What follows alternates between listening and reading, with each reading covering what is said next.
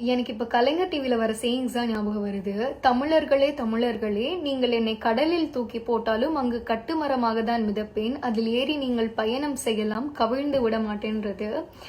நாளைக்கே சென்ட்ரலோட எக்ஸ்ட்ரீம் டாமினேஷனால தமிழ்நாடு பயங்கரமா அடி வாங்கினா கூட I am damn sure DMK will stand, they will fight. அதுக்காக ஜெயிலுக்கு கூட போக ரெடியா இருப்பாங்க.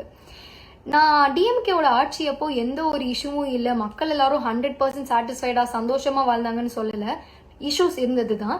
பட் நீங்க என்கிட்ட எந்த இஷ்யூவை எடுத்துட்டு வந்தாலும் இல்ல, இந்தியன் ஸ்டாட்டிஸ்டிக்கல் ரிப்போர்ட் படி தமிழ்நாடு அதுல டாப் 5 இல்ல டாப் 10ல கூட இருக்காதுன்னு சொல்லி என்னால ப்ரூவ் பண்ண முடியும். நான் இது ஒரு ஃபிளெக்ஸாவோ டிஎம்கே இவ்வளோ சாதிச்சிருக்காங்கன்னு சொல்றதுக்காகவோ சொல்ல, பிகாஸ் பேசிக்காவே கவர்மெண்ட் அப்படிதான் இருக்கணும். And also I wish a heartfelt congratulations to all the TVK ஃபேன்ஸ்ன்னு சொல்றதா தொண்டர்கள்னு சொல்றதான்னு தெரியல, தொண்டர்கள்னே சொல்றேன், தொண்டர்கள் அண்ட் ஆல் த கேண்டிடேட்ஸ்.